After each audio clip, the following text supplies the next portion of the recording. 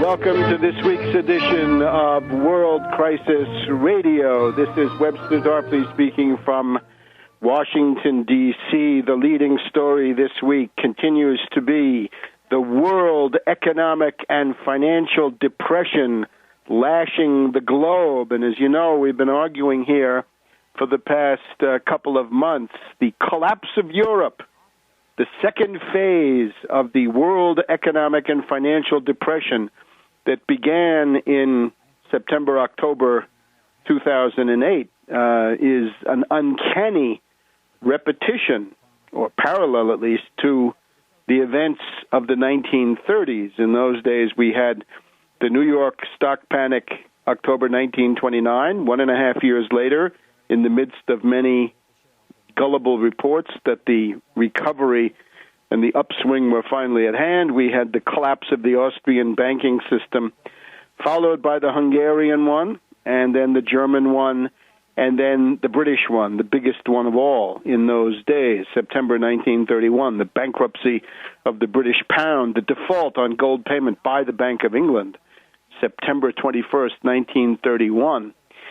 And that's what we're getting this time. We've got the Lehman Brothers panic. We're going to be watching CNBC to see the last days of Lehman Brothers, a dramatization. And we're a year and a half or more from that. And now we've got the collapse of Europe, starting with Greece, but then spreading to Iberia, Spain, and Portugal, and Italy. And that's the Italian story is a big one. Now, interestingly enough, we've got the theoretician of the hedge fund world, George Soros, right? The guy who never starts a speculative attack without having a theory to back it up, right? If he wants to speculate in oil futures, he's got to have peak oil as a theory to use. And if you want to attack Greece, you've got to have a theory that the European construction is inherently flawed. So now he's got a new theory, and it's quite accurate. Up to his policy recommendations, which are not accurate. So here we have George Soros speaking in Vienna at the conference sponsored by the Institute of International Finance. And his line is, the financial crisis is far from over.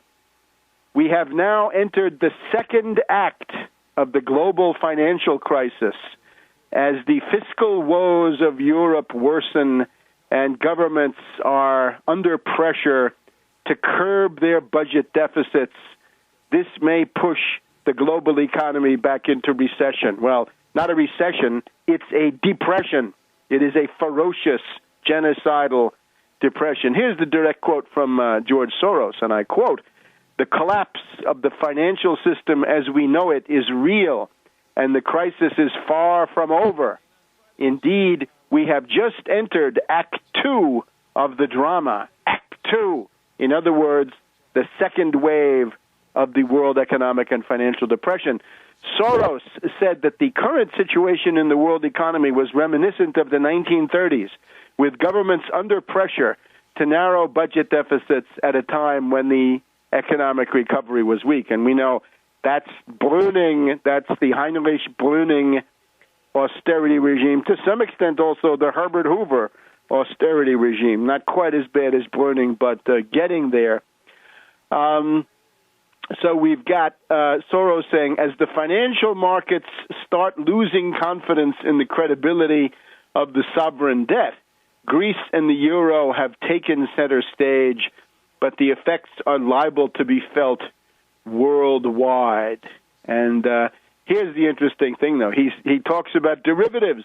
Credit default swaps are addressed by Soros in his oration there in Vienna. And he calls credit default swaps as, he says they're dangerous. They are, quote, a license to kill. Credit default swaps, a license to kill. Probably a good idea, then, that the German government has banned naked credit default swaps, the now famous Leerverkaufsverbot of May 19th, backed up now by bans on naked shorting of German stocks, euro government bonds, and indeed of the euro itself. But here's the thing. all of this is analysis. And one of the things you learn in Washington is a good analysis doesn't commit anybody to anything. As a matter of fact, sometimes a fairly accurate analysis is even used as a cover story for the worst kinds of policy recommendations. So it's when you get to the implementation, the actual policy points, which is something a lot of people never get to, but Soros does. It's only when you get to the actual implementation that you can see what people are actually up to. So here's what Soros says. After calling credit default swaps a license to kill and talking about the second act of the drama of what is obviously a world economic depression, and if he compares it to the 1930s, then he knows that too. Normally you'd then say, all right, full New Deal regulatory regime plus recovery program. Franklin D. Roosevelt, Harry Hopkins, and related issues. No, not Soros. He says, first of all, regulators are not good. Regulators are more imperfect than markets because regulators are always behind the curve and subject to political influences. Of course, bankers and speculators are never subject to political influences, nor do they exercise political influence, dear Mr. Soros, I guess you think. So Soros's bottom line, regulation should be kept to a minimum. Deregulate, privatize. We know that Soros is the great apostle of the poisonous foreign doctrine of free markets, deregulation, and the free flow of hot money across the globe is his number one interest. And if he doesn't like a policy, he'll say, that goes against economic globalization. Yeah, fine. We never voted for economic globalization. I can't find it. I don't find globalization in the Constitution. So there's Soros. The second act of the world economic depression is hitting. We have just entered Act 2 of the drama. Now, that contradicts the Pollyanna line coming from Helicopter Ben. Helicopter Ben Bernanke, the head of the Federal Reserve, this week testified before the House Budget Committee, and he tries to put a good face on things, although even fairly run-of-the-mill commentators on CNBC, Bloomberg, Dylan Ratigan, and elsewhere, they're all getting the idea of what they call the double dip or W-shaped crisis, recession, whatever they call it, whatever euphemism they're trying to use to mitigate the horror of what's actually going on. It's not a recession, it's a depression. Obviously, depressions do not follow a linear descent into the abyss. They go to periodic plateaus and even upturns, certainly, absolutely, especially bubbles forming inside the depression. This is absolutely standard, and that's what you're seeing.